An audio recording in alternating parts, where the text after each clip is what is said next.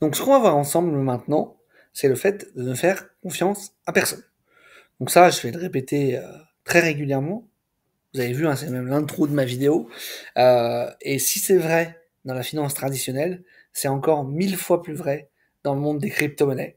Donc c'est vraiment un monde où il faut vraiment faire vos propres recherches et surtout ne pas croire aveuglément tout ce qu'on va vous dire. Il y a des gens que vous pouvez suivre sur Internet qui sont des gens qui sont fiables, ça existe, heureusement. Je vais vous donner tout à l'heure en fin de vidéo quelques liens de chaînes YouTube que moi je suis à titre personnel et en qui j'ai confiance.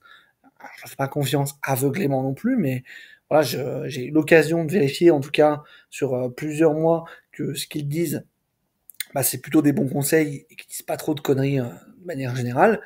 Mais voilà, je vous invite toujours en tout cas à ne jamais faire confiance aveuglément à qui que ce soit sur YouTube ou même dans la vraie vie, hein. Peut-être que vous allez avoir des gens autour de vous qui vont dire: «Oh là, moi j'ai investi, j'ai acheté, le Dog Wivat, il y a 3 semaines, j'ai déjà fait x4, vas-y fais la même chose, tu verras c'est trop bien machin».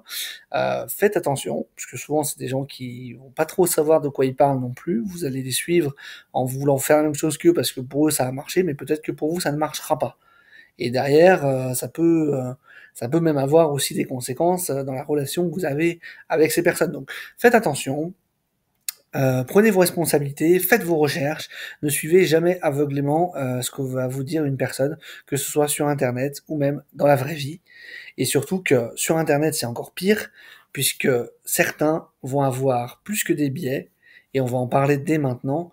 On va parler maintenant des youtubeurs. Je vais vous passer la slide et vous allez comprendre.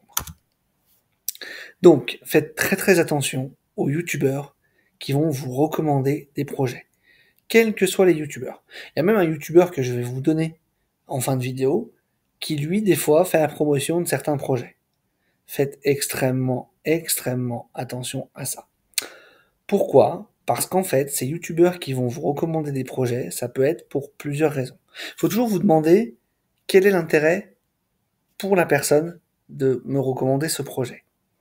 Et généralement, il y en a plusieurs. Soit la personne est déjà investie sur le projet depuis longtemps, et donc elle a intérêt à ce qu'il y ait des gens qui rentrent sur le projet pour faire monter le prix et que elle puisse vendre avec des bénéfices. C'est-à-dire que quand elle va vous dire achetez ce projet, c'est trop bien, ça va faire x10, ça va faire x100, ça va changer votre vie, vous allez gagner plein d'argent. En fait, au moment où elle va faire cette vidéo et que sa communauté va rentrer sur le projet pour acheter cette crypto, eh ben, elle va en profiter pour vendre en fait. Vous allez être ce qu'on appelle l'exit liquidity. C'est-à-dire que en gros, c'est vous allez acheter les cryptos qu'elle est en train de vendre parce qu'elle elle a déjà fait x10 et derrière bien souvent, c'est des gens qui ont des quantités assez conséquentes et quand ils se mettent à vendre, ça se ressent tout de suite sur le prix du projet et en fait, bah typiquement comme sur les mêmes coins tout à l'heure, vous allez acheter, au moment où vous allez acheter, en fait, ça va s'effondrer, vous allez pas comprendre pourquoi. Et en fait, c'est simplement parce que la personne à qui vous avez fait confiance, le youtubeur que vous avez regardé sur internet, bah vous a arnaqué en fait, hein, tout simplement, il n'y a pas d'autre mot. En fait, il a profité de sa communauté, il a profité de sa notoriété pour faire monter le prix du projet et pour pouvoir lui vendre et récupérer ses bénéfices sur le dos de sa communauté. Donc c'est dégueulasse, je suis bien d'accord avec vous. Je trouve que ces gens-là en fait n'ont pas de face, mais malheureusement ça existe. Et le problème, c'est que leur communauté, en plus, ne comprennent pas ce qui se passe, et généralement, ils ne vont pas se poser la question et se dire, ah bah ouais, c'est lui, il m'a arnaqué. Et ça veut dire que, généralement, ils le font pas que sur un seul projet, et donc ils vont le refaire à nouveau, et les gens de leur communauté vont à nouveau se faire avoir. Et en fait, c'est dramatique parce que, bah, vous pouvez perdre beaucoup d'argent, en fait, à cause de ces personnes. Donc, faites extrêmement attention aux projets qu'on va vous recommander. De toute façon, on fera des vidéos sur comment sélectionner un projet crypto, même si c'est ultra compliqué. Je vous recommanderais toujours de faire quand même vos propres recherches sur les projets, au moins un minimum, savoir de quoi ça parle, dans quel narratif ça se situe, etc. Et, euh, et que vous sachiez également, pour que vous sachiez également d'ailleurs, bah, le risque que vous prenez en investissant dans tel ou tel projet. Parce que si vous investissez dans un projet crypto qui est déjà là depuis 5, 6, 7 ans, qui a déjà passé plusieurs cycles et qui est toujours là, ah, normalement, hein, il n'y a encore rien de sûr, mais vous prenez peut-être un peu moins de risques que si vous achetez le dernier meme coin qui est sorti il y a 15 jours, qui a 20 millions de market cap, quoi. Donc voilà, faites très attention à qui vous suivez comme influenceur, que ce soit sur Twitter, sur YouTube, etc. Et faites très attention quand ces gens-là vous recommandent des projets. Posez-vous toujours la question, quel est l'intérêt de la personne de me recommander ce projet? Parce que la personne, elle aura toujours un intérêt à le faire, généralement. Alors, après, il y a des gens qui vont vous recommander un projet en vous disant, moi, j'ai analysé ce projet, pour moi c'est un projet qui est très solide, pour moi c'est un projet qui a de la hype et je pense qu'il peut y avoir des performances, mais vous, même si la personne vous dit ça, vous savez que ça veut dire que cette personne est investie sur ce projet et qu'elle a aussi du coup intérêt à ce que vous rentriez sur le projet maintenant, parce que quoi qu'il arrive, s'il y a des gens qui rentrent, le prix va monter et elle va en profiter. Donc faites attention. Alors, c'est ce que je vous disais, hein, soit ils sont déjà sur le projet et essayent de le faire monter, c'est la solution que je viens de vous exposer, la situation que je viens de vous exposer, soit encore pire, ils ont été carrément rémunérés pour promouvoir le projet. Ça veut dire qu'en fait, et là c'est même encore vraiment pire que tout, en fait les fondateurs de projets, les gens qui ont créé le même coin ou le coin, peu importe lequel, que ce soit le même coin ou autre chose, on, vont aller chercher des youtubeurs avec une très grosse communauté, et vont leur dire en fait voilà, si tu partages le lien sur notre projet, et ben nous on te rémunère, alors soit on te rémunère en autres cryptos, soit on te rémunère en cette crypto qu'on essaye de promouvoir, ou même en euros ou en dollars. Et parfois c'est des sommes qui sont extrêmement conséquentes, hein. Ça peut être des dizaines de milliers de dollars ou même des centaines de milliers de dollars sur certains gros youtubeurs.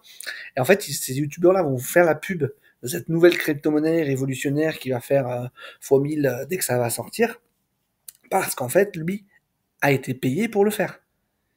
Et donc, encore une fois, vous lui faites confiance, vous allez dire, oh putain, si c'est lui qui en parle, c'est que ça doit être trop bien cette crypto, je vais vite aller l'acheter.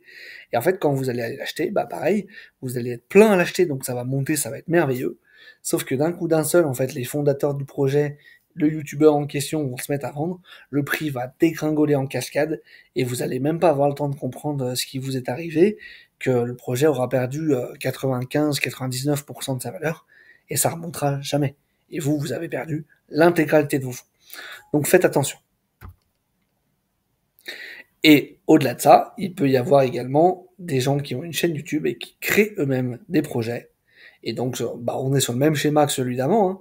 En fait, ils vont créer un projet, ils vont faire une vidéo YouTube pour que leur communauté, en disant à leur communauté que ce projet est exceptionnel, que ça va faire un fois 100 dans les 15 prochains jours et qu'il faut vite investir. Donc leur communauté vont FOMO le projet, ils vont investir dessus en disant vite, mon Dieu, ça monte, ça monte. Quand les premiers vont commencer à monter, le prix va effectivement commencer à monter. Donc en plus, les suivants vont dire, oh putain, il avait raison, ça monte, vite, faut que j'y aille. Donc ça va monter de manière exponentielle. Jusqu'au moment où ils vont se dire, le créateur du projet, le youtubeur en question va se dire ok, bah, là ça a suffisamment monté, moi j'ai 70% des coins en circulation, bah je décide de tout vendre sur le dos de ma communauté et je me suis fait plusieurs millions et les gens de ma communauté qui ont cliqué sur le lien ont tout perdu.